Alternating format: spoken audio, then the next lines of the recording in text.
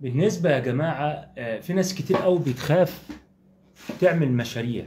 تقول لك دلوقتي أنا هعمل أي مشروع، طب وبعد ما أعمل المشروع دوت أنا هكسب إزاي؟ هو كل خوفه اللي هو يعمل مشروع ويخسر.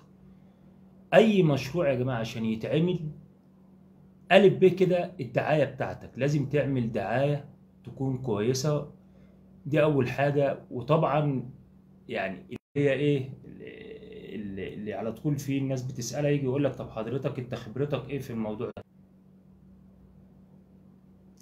خبرتي حضرتك ان انا كنت شغال في شركات عالميه زي شركه انرجايزر، زي شركه شيبسي، زي شركه روتيتو، شركه سينوريتا الاغذيه الخفيفه، امريكانا اشتغلت فيها. كل الشركات دي اشتغلت فيها بفضل الله.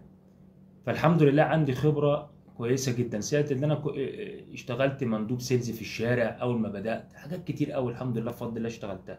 فانا لما بكلم حضرتك بكلمك عن خبره مش عن جهل. فلما بقول لحضرتك لما تيجي تعمل منتج انت مثلا عايز تنجح فيه، لازم اول حاجة الدعاية بتاعتك تكون محترمة عشان توصل للناس. ما انت دلوقتي عملت مثلا منتج الجودة بتاعته عالية جدا جدا، لكن ما فيش دعاية، هتوصل للناس ازاي؟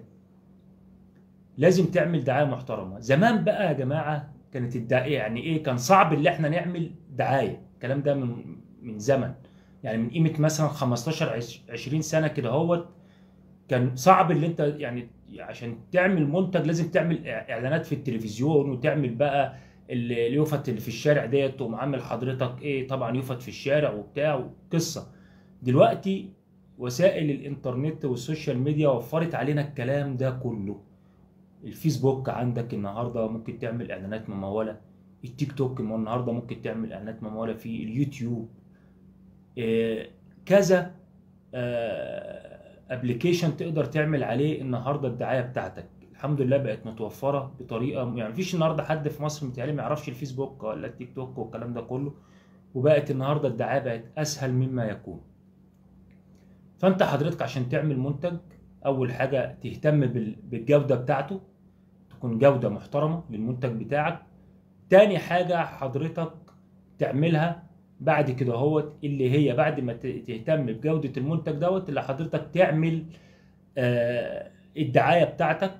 وطبعا هتعمل لوجو كويس للمنتج بتاعك، وتعمل اسم طبعا يعني يكون اسم سهل على اساس ان الناس تعرف تتداول الاسم دوت. تمام.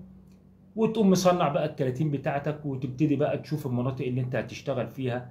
في طبعا ممكن تشتغل جملة وتشتغل تجزئة، بس طبعا يفضل ان انت تبدأ الاول تجزئة عشان تنشر المنتج بتاعك.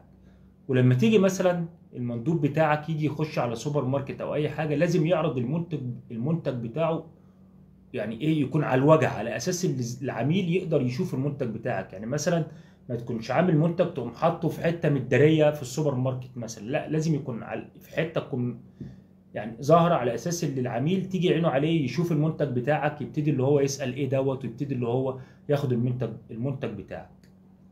العمليه يا جماعه بقت اسهل من الاول خالص. الاول كان ان انت تعمل دعايه يا حوار عشان تروح بقى الاذاعه والتلفزيون تعمل اعلانات وبتاع قصه. دلوقتي السوشيال ميديا زي ما ذكرت لحضراتكم بتحل مشاكل كتير، والحمد لله رب العالمين بقت شغاله والدنيا بقت كويسه جدا. اي حد محتاج اي سؤال في اي حاجه يا ريت يبقى يكتب لي على الكومنتات، وانا تحت امر الجميع ان شاء الله. تحياتي للجميع.